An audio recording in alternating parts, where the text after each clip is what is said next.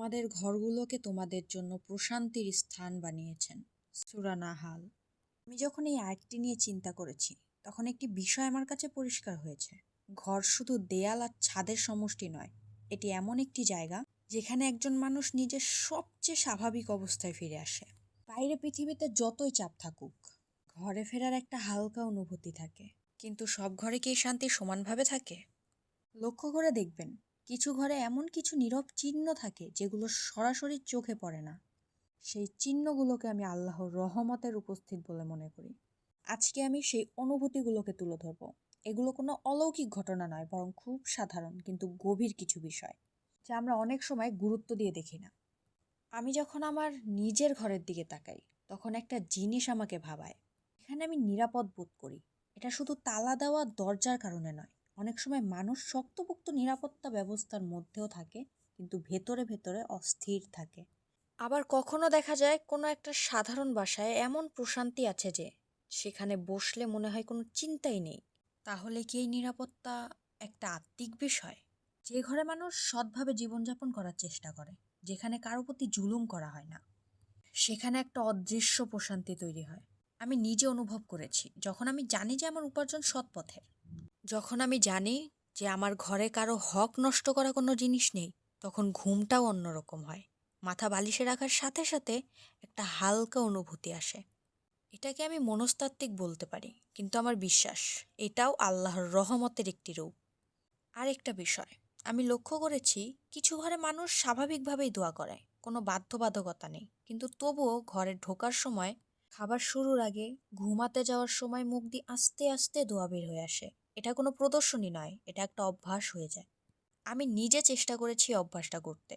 প্রথম দিকে মনে হতো একটা কাজ করছি, কিন্তু ধীরে ধীরে বুঝতে পারলাম যে এই ছোট ছোট দোয়াগুলো আসলে মনকে আল্লাহর সাথে সংযুক্ত করে। আর যে ঘরে আল্লাহকে স্মরণ করা হয়, সেই ঘরে একটা আলাদা পরিবেশ তৈরি হয়। আমার কাছে মনে হয়েছে এই স্মরণ করাটাই আসলে রহমত নাজিল হওয়ার একটা মাধ্যম। আমি যখন ছোট ছিলাম, তখন আমার বাবা মা আমাকে সরাসরি অনেক কিছু শেখাননি, কিন্তু আমি দেখেছি তারা কিভাবে চলাফেরা করেন। তারা কখনো কারো সম্পর্কে খারাপ কথা বলতেন না।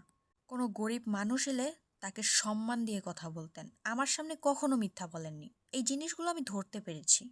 আজকে আমি যখন নিজের জীবনে চলি, তখন অনেক সময় মনে হয় যে এই বিবেকবোধটা আমার ভেতরে কোথা থেকে এলো। এটা আমার ঘরের পরিবেশ থেকে এসেছে। যে ঘরে পিতামাতা নিজেরা সৎ থাকেন, সেই ঘরের সন্তানের মধ্যেও একটা নৈতিক শক্তি তৈরি হয়। এটা জোর করে শেখানো যায় না, এটা অনুভব করা যায়। আমার কাছে মনে হয় এই বিবেকবোধ আসলে আল্লাহর দেওয়া একটা উপহার। এটা সেই পরিবারের প্রতি একটা রহমত, যেখানে মানুষ চেষ্টা করে সঠিকভাবে চলতে। আমি অনেক পরিবারে গিয়েছি। কিছু পরিবার দেখেছি ছোট ছোট বিষয়ে মানুষ রেগে যায়, চিৎকার চেঁচামেচি হয়, একজন আরেকজনকে দোষারোপ করে। কিন্তু কিছু পরিবারে দেখেছি সমস্যা আসলেও মানুষ শান্তভাবে কথা বলে, কেউ রাগ দেখায় না, একজন আরেকজনকে সহ্য করে নেয়। আমার নিজের অভিজ্ঞতা থেকে বলতে পারি, ধৈর্য একটা অভ্যাস, কিন্তু এই অভ্যাসটা তৈরি হয় যখন মানুষ মনে করে যে ছোট বিষয়ে রাগ করাটা অপচয়। আমি যখন নিজেকে সংযত রাখার চেষ্টা করি, তখন দেখি পুরো ঘরের পরিবেশ পাল্টে যায়। আর যখন আমি রেগে যাই, তখন বুঝতে পারি কতটা ক্ষতি হয়ে যায়। আমার মনে হয় যে ঘরে ধৈর্য আছে, সেই ঘরে আল্লাহর রহমত থাকে। কারণ ধৈর্য আসলে তাকওয়ার একটা অংশ, আর তাকওয়া মানেই আল্লাহর সন্তুষ্টির পথে থাকা। আমি লক্ষ্য করেছি, কিছু মানুষ অনেক সম্পদের মধ্যে থেকেও অসন্তুষ্ট থাকে। তারা সবসময় মনে করে আরও দরকার। আবার কিছু মানুষ খুব সাধারণ জীবনযাপন করে, কিন্তু তাদের মুখে একটা প্রশান্তি থাকে। তারা যা আছে তা নিয়ে খুশি। আমি নিজে যখন নিজের অবস্থা নিয়ে চিন্তা করি, তখন বুঝতে পারি যে সন্তুষ্টি আসলে একটা মানসিক অবস্থা। এটা টাকার সাথে সরাসরি সম্পর্কিত নয়। আমি যখন শুকরিয়া আদায় করি, তখন অনুভব করি যে আমার কাছে অনেক কিছু আছে, কিন্তু যখন তুলনা করতে থাকি, তখন মনে হয় কিছুই নেই। আমার বিশ্বাস, যে ঘরে মানুষ শুকরিয়ার মন মানসিকতা রাখে, সেই ঘরে আল্লাহর রহমত বৃদ্ধি পায়। কারণ শুকরিয়া করা মানে আল্লাহর প্রতি সন্তুষ্ট থাকা। আর আল্লাহ যখন দেখেন যে একজন বান্দা তার দেওয়ার নিয়ামত নিয়ে সন্তুষ্ট, তখন তিনি আরও বাড়িয়ে দেন। ঘরের ভেতরেই সবচেয়ে বেশি সংঘাত হয়, স্বামী স্ত্রীর মধ্যে, পিতা সন্তানের মধ্যে, ভাই বোনের মধ্যে। আমি দেখেছি কিছু পরিবার এই সংঘাতগুলোকে টেনে নিয়ে যায়, একজন আরেকজনের বিরুদ্ধে মনে রাখে, কিন্তু কিছু পরিবার এই বিষয়গুলো মিটিয়ে ফেলে, তারা ক্ষমা করে দেয়। আমি নিজে যখন কাউকে ক্ষমা করেছি, তখন প্রথমে মনে হয়েছে আমি দুর্বলতা দেখাচ্ছি। কিন্তু পরে বুঝেছি, ক্ষমা করা আসলে শক্তির পরিচয়। এটা মনের ভার হালকা করে দেয়। আর যখন আমি নিজে কারো কাছে ক্ষমা চেয়েছি, তখন দেখেছি সম্পর্ক আরও মজবুত হয়। আমার মনে হয় যে ঘরে ক্ষমা করার মানসিকতা আছে সেই ঘরে রহমত থাকে। কারণ ক্ষমা করা আসলে আল্লাহর একটা গুণ। আর আল্লাহ চান তার বান্দারাও সেই গুণ ধারণ করুক। কিছু পরিবারে রিজিক খুব সহজভাবে আসে। তারা হয়তো খুব বেশি পরিশ্রম করে না, কিন্তু তাদের প্রয়োজনগুলো পূরণ হয়ে যায়। আবার কিছু পরিবার অনেক কষ্ট করেও সেই স্থিতিশীলতা পায় না। আমার নিজের জীবনে আমি দেখেছি, যখন আমি আল্লাহর ওপর নির্ভর করেছি, যখন আমি সৎ পথে চলেছি, তখন অপ্রত্যাশিত উপায়ে সাহায্য এসেছে। হয়তো কোনো কাজ এসেছে, হয়তো কেউ সাহায্য করেছে, হয়তো কোনোভাবে খরচ কমে গেছে। এই জিনিসগুলো কাকতালীয় মনে হতে পারে, কিন্তু আমার বিশ্বাস এগুলো আল্লাহর পক্ষ থেকে আসে।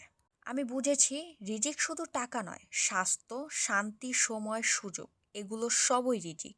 আর যে ঘরে আল্লাহর প্রতি আস্থা আছে, সেই ঘরে রিজিকের প্রভাব বজায় থাকে। কোনো শিশুর দিকে যখন আমি তাকাই, তখন বুঝতে পারি সে কেমন পরিবার থেকে এসেছে। একটা শিশু যদি বিনয়ী হয়, যদি অন্যদের সাথে ভালো ব্যবহার করে, তাহলে বোঝা যায় তার বাবা মা তাকে ভালো শিখিয়েছেন।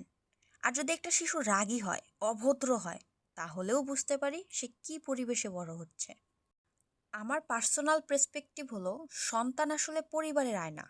যে ঘরে নৈতিকতা আছে, সেই ঘরের সন্তানও নৈতিক হয়। আর এটাই আসলে সবচেয়ে বড় রহমত। একটা সৎ সন্তান পাওয়া, যে বাবা মাকে কষ্ট দেয় না, যে সমাজে ভালো কাজ করে, এটাই তো আসল সম্পদ। কেউ নিজের সন্তানকে দেখলেই তখন বুঝতে পারে তার দায়িত্ব কতটা। আপনি যদি সঠিক পথে চলেন, তাহলে আপনার সন্তানও সেটা দেখবে।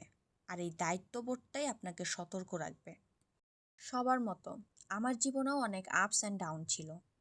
হয়তো কোনো আর্থিক সমস্যা, হয়তো কোনো স্বাস্থ্য সমস্যা, হয়তো কোনো পারিবারিক বিষয়। সেই মুহূর্তে আমার মন চেয়েছে সব ছেড়ে দিতে, কিন্তু আমি চেষ্টা করেছি ধৈর্য ধরতে। আমি বুঝেছি ধৈর্য মানে সমস্যাকে উপেক্ষা করা নয়। ধৈর্য মানে হলো সমস্যা থাকা অবস্থায় নিজেকে সংযত রাখা, নামাজ পড়া, দোয়া করা, আল্লাহর ওপর ভরসা রাখা। আমি দেখেছি যখন আমি ধৈর্য ধরেছি, তখন সমস্যার সমাধান হয়েছে। হয়তো আমি যেভাবে প্ল্যান করেছিলাম সেভাবে নয়, কিন্তু এসেছে। আমার কাছে মনে হয় যে ঘরে বিপদের সময় মানুষ আল্লাহ দিকে ফিরে যায়, সেই ঘরে রহমত নাজিল হয়। কারণ আল্লাহ সবরকারীদের ভালোবাসেন। আমি লক্ষ্য করেছি কিছু মানুষ ইবাদত করে কিন্তু সেটা প্রকাশ করে না। তারা ঘরের এক কোণে নামাজ পড়ে, রাতে উঠে তাহাজ্জুদ পড়ে, কিন্তু কাউকে বলে না। তাদের পরিবারও হয়তো জানে না কতটা ইবাদত তারা করে। আমার কাছে মনে হয়েছে এই নীরব ইবাদতই সবচেয়ে গ্রহণযোগ্য। যখন একজন মানুষ শুধু আল্লাহর জন্য ইবাদত করে, কারো প্রশংসা পাওয়ার জন্য নয়, তখন সেই ইবাদতের প্রভাব পুরো ঘরে ছড়িয়ে পড়ে। হয়তো কেউ দেখছে না, কিন্তু আল্লাহ দেখছেন। আর আল্লাহ যখন দেখেন, তখন তিনি আমি যতটা সম্ভব ইবাদতকে নিজের মধ্যে রাখতে চেষ্টা করি। কারণ আমার মনে হয় এটা আমার আর আমার রবের মধ্যকার বিষয়। আর এই অনুভূতিটাই আমাকে প্রশান্তি দেয়। অনেক এমন পরিবার রয়েছে, খুব বেশি সম্পদশালী নয়, কিন্তু তারা দান করে। হয়তো কোনো গরিব প্রতিবেশীকে খাবার পাঠায়, হয়তো কোনো অসুস্থ মানুষকে সাহায্য করে। তারা এটা করে কারণ তারা মনে করে এটা তাদের দায়িত্ব।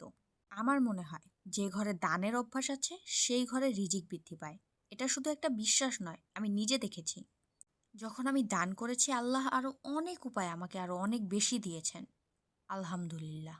আমি অনেক ঘরে দেখেছি কিছু পরিবারের মানুষ একে অপরের সাথে সত্য কথা বলে। তারা লুকিয়ে কিছু করে না। স্বামী স্ত্রী একে অপরের সাথে খোলামেলা, বাবা মা সন্তানের সাথে সৎ। এই সততা একটা বিশ্বাসের ভিত্তি তৈরি করে।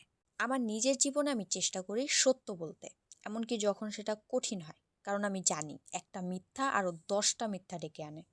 আর একবার বিশ্বাস ভেঙে গেলে সেটা তৈরি করা খুবই কঠিন। আমার বিশ্বাস যে ঘরে সততা আছে, সেই ঘরে আল্লাহর রহমত থাকে। কারণ সততা আসলে ইসলামের মূল ভিত্তি। আর যখন একটা পরিবার সৎভাবে চলে, তখন তার আল্লাহর কাছাকাছি থাকে।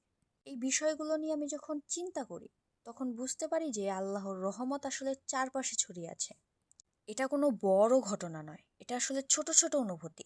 একজন মানুষ যখন তার ঘরের শান্তি অনুভব করে, যখন সে তার পরিবারের সাথে সুসম্পর্ক রাখে, যখন সে সৎভাবে জীবনযাপন করে, এগুলো আসলে আল্লাহর রহমতের চিহ্ন।